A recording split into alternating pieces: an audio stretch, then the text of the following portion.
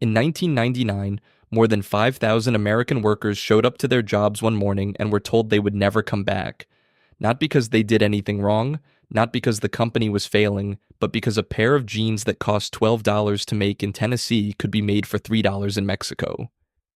These were not just any workers. They were the people who had spent decades sewing the most famous pair of jeans in the world.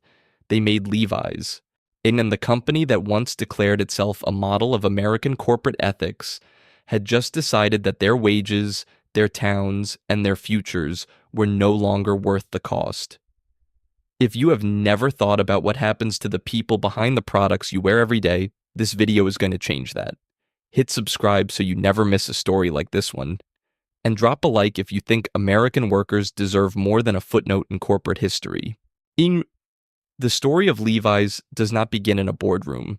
It begins in 1853 when a 24-year-old Bavarian immigrant named Levi Strauss arrived in San Francisco with a suitcase full of dry goods, an ambition that matched the size of the gold rush he was chasing. He did not pan for gold, he sold supplies to the men who did. And within a few years, he had built a modest but stable wholesale business on the West Coast, selling fabric, clothing, saws, and everything miners needed to survive in the California wilderness. The real invention came 2 decades later, in 1873, when Strauss partnered with a Nevada tailor named Jacob Davis. Davis had been reinforcing the pockets of workingmen's pants with small copper rivets, and the pants were so sturdy that his customers kept coming back for more. But Davis did not have the money to file a patent on his own. He wrote to Levi Strauss, offered to split the idea, and on May 20th, 1873, the two men received United States Patent Number 139,121 for an improvement in fastening pocket openings. That patent was the birth certificate of blue jeans. The pants they created became known as waist overalls, and later simply as jeans, and they were made for one kind of person, the American laborer. Miners, farmers, railroad workers, and cowboys wore them because they held up under punishment that would destroy ordinary trousers. The rivets kept the pockets from tearing.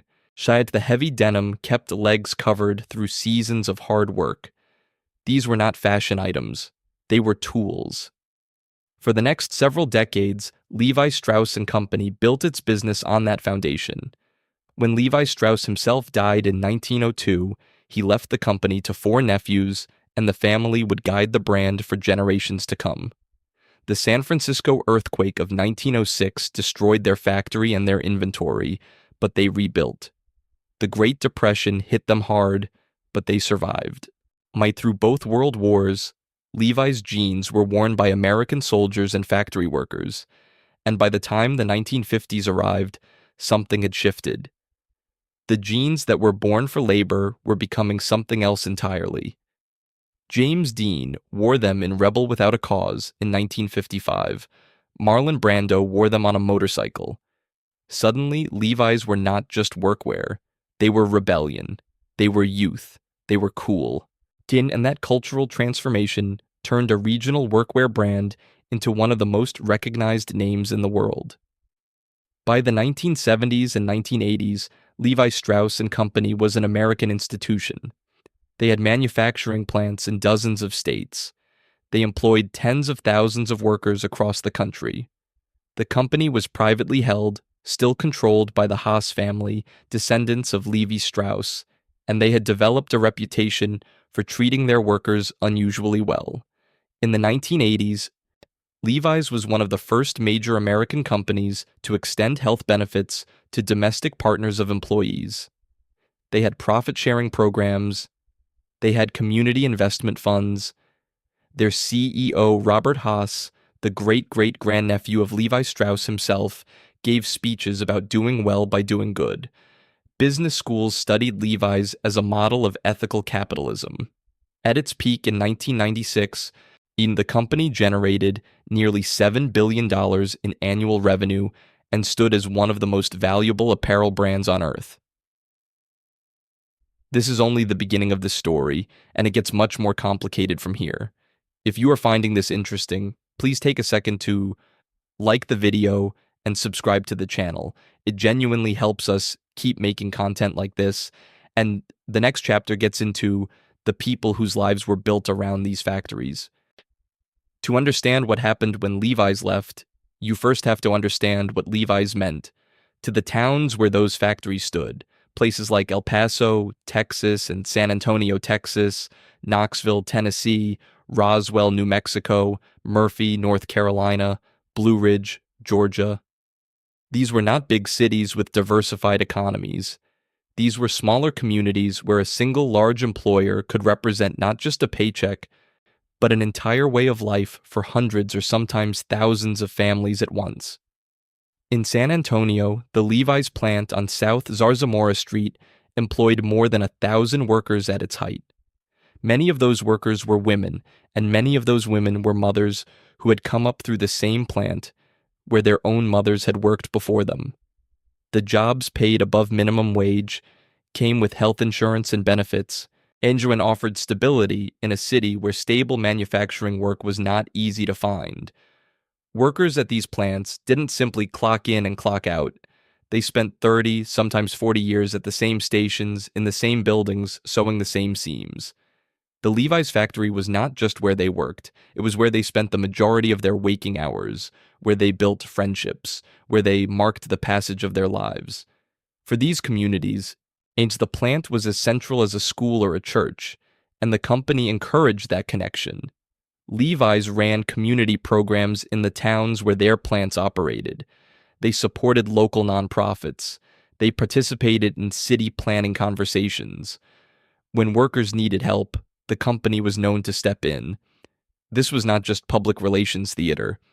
The relationship between Levi's and its factory workers was, by most accounts, genuinely close. Their workers who were laid off in later years consistently said the same thing in interviews. They had trusted the company. They believed the company cared about them. That trust made what came next feel, to many of them, like a personal betrayal. The late 1980s, and especially the 1990s, brought a set of economic forces that would reshape the entire American clothing industry, and Levi's was not immune to any of them. The first and most consequential was the rise of cheap, fast, overseas manufacturing. Countries across Latin America and Asia were offering labor costs so dramatically lower than American wages that the price difference on a finished garment was not marginal. It was enormous. A pair of jeans that cost Levi's $12 to $14 to produce in the United States could be manufactured in Mexico for $3 or $4 and in parts of Asia for even less. At the same time, a new generation of competitors was entering the denim market with a very different business model. Gap launched Old Navy in 1994, offering affordable basics manufactured entirely overseas. Companies like Wrangler and Lee had already been moving production offshore for years, and the biggest retailers in America, particularly the Walmart model that was sweeping through small-town retail, were demanding lower wholesale prices from every supplier. If Levi's wanted to stay on those shelves, they had to either cut their prices or lose the shelf space to someone who would. Staying competitive while paying American wages was becoming arithmetically difficult. Levi's also made some strategic missteps during this period that made their financial situation worse.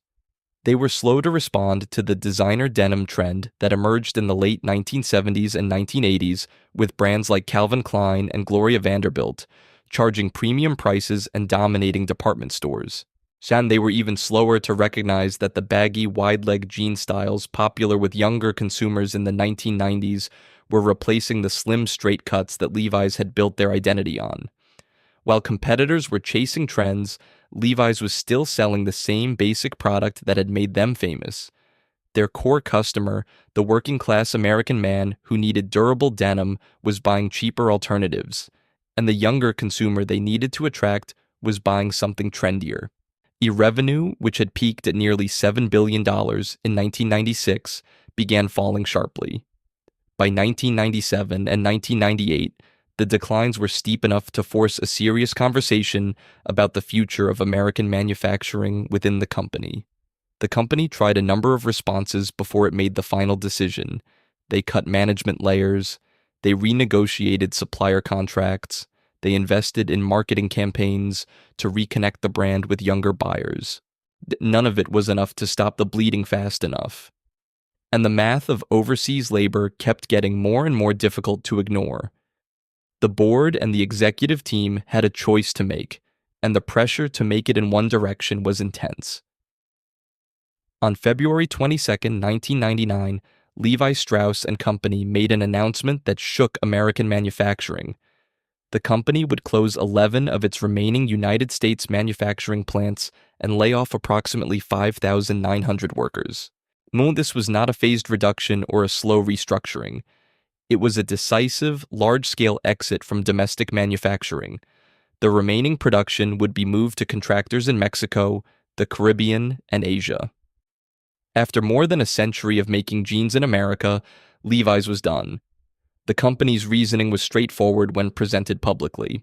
CEO Robert Haas acknowledged that the cost of American manufacturing had made it impossible to compete on price with companies that produced entirely overseas. He said the decision was painful but necessary for the survival of the brand.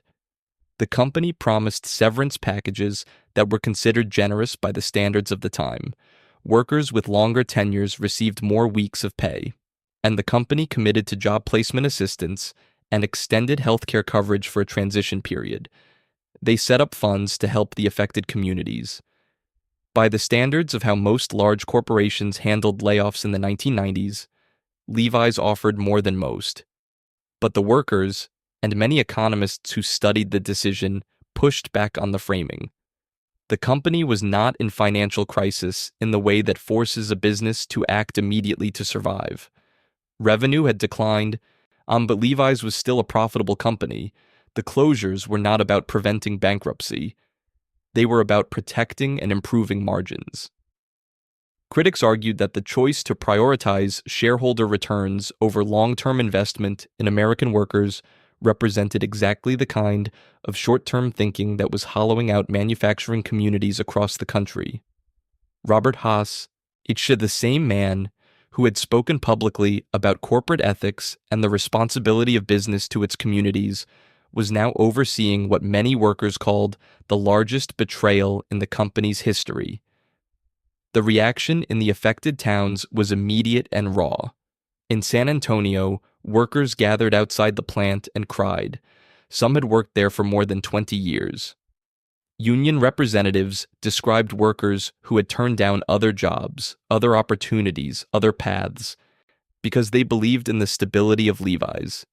In Knoxville, in El Paso, in small towns across the South and Southwest, the closures triggered waves of economic anxiety that extended well beyond the immediate families of laid-off workers. When a major employer leaves a small community, it does not just take the jobs. It takes the spending those workers did at local restaurants, grocery stores, and car dealerships. It reduces the tax base that funds schools and roads. While the ripple effects can last for years, and in some of these communities they lasted for decades. The closures did not all happen at once. Plants were phased out over the course of 1999, which meant that workers in some facilities had to spend months working while knowing their jobs were ending on a specific date. Former employees have described this period as one of the hardest parts of the entire experience. The work had to continue. The product still had to be made. But the spirit inside those buildings had changed completely.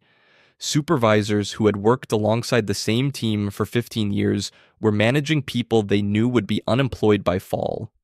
Workers sewed Levi's jeans that would be sold in stores long after they were gone by a company that no longer needed them.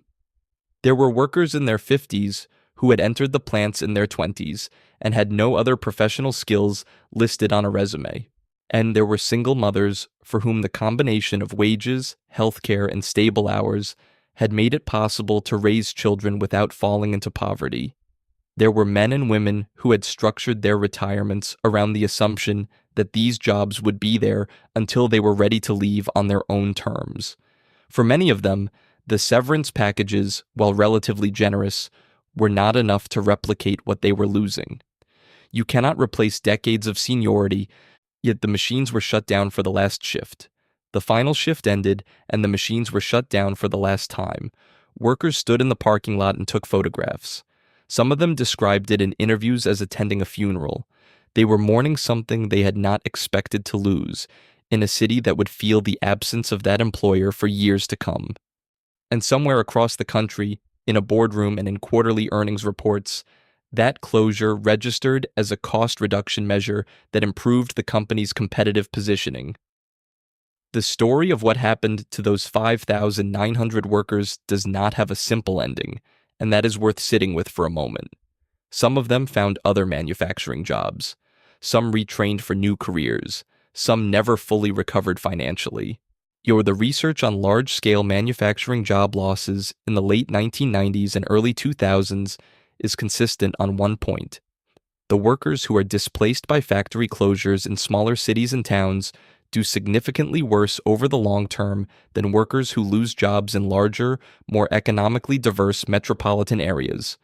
The towns that depended most heavily on Levi's manufacturing were not big cities with multiple industries ready to absorb a sudden surge of unemployed workers. And they were precisely the kinds of communities that economists now recognize as the most vulnerable to the kind of deindustrialization that the Levi's closures represented. Levi's itself did not escape the consequences of its decisions either. The revenue declines that had helped justify the factory closures continued for years after production moved offshore. By 2003, annual revenue had fallen to around $4 billion, nearly half of the 1996 peak, and the brand had lost its emotional connection to a new generation of consumers who saw it as a legacy product without the coolness it once carried. Competitors in the premium denim space, brands like True Religion and 7 for All Mankind, were charging $200 for jeans that positioned themselves as fashion items rather than basics. Levi's found itself caught between the value end of the market, where it could not compete with even cheaper private label brands, and the premium end, where it lacked the cachet to command designer prices. The company spent much of the 2000s and 2010s trying to reposition. They launched premium lines. They invested in marketing campaigns built around the heritage and history of the brand. They opened flagship stores. Some of this worked. By the 2010s, Levi's had stabilized and was growing again. They went public on the stock market in 2019 for the first time in decades. Today, the brand is profitable and considered one of the stronger performers in the global apparel industry. But the question of whether any of that recovery justified the human cost of 1999 is not one that earnings reports can answer. The Levi's story is not unique. It is in many ways a template for what happened to American manufacturing across dozens of industries in the late 20th and early 21st centuries. The forces that pushed Levi's to close its domestic factories, the cheaper overseas labor, pressure from large retailers to lower wholesale prices, and competition from brands with lower cost structures were the same forces that closed textile mills, steel plants, electronics factories, and furniture manufacturers all across the United States. Between 2000 and 2010, the United States lost approximately 5.7 million manufacturing jobs. The communities that depended on those jobs are still reckoning with that loss today. So what makes the Levi's case particularly worth examining is the contrast between the company's stated values and its actions. This was a company that had spent decades building a public identity around ethical business practices. They had extended benefits to workers other companies did not cover. They had invested in the communities where they operated. Their leadership talked openly about the responsibility of corporations to their employees and their society. And then, that's when the economic pressure became great enough. They made the same decision that countless less ethically branded companies had made before them. The values were real, in the sense that the company had genuinely done more for its workers than most. But they were also, in the end, subordinate to the financial logic of global competition. There is a version of this story that makes Levi's the villain, a corporation that abandoned American workers the moment it became profitable to do so. And there is another version that makes them a cautionary example of how even well-intentioned companies cannot hold out indefinitely against structural economic forces without eventually facing consequences that threaten the entire enterprise. The truth is probably somewhere in between. The decision to close the plants was a choice, made by specific people with specific information, and other choices were possible. But those choices would have been expensive. And the company would have had to convince investors and markets to accept lower returns in the name of a principle. In the economic culture of the 1990s, that was an almost impossibly difficult case to make. What we are left with, more than 25 years later, is a story about the gap between what a corporation says it values and what it does when the cost of holding to those values becomes high enough. And that gap is not just a Levi's problem. It is a question that every consumer and every investor and every policymaker who cares about the future of American workers has to confront every time they pick up a product, look at the label, and see the words "made in," followed by somewhere that is not here. If this story made you think differently about the brands you trust or the decisions companies make when money is on the line, please subscribe.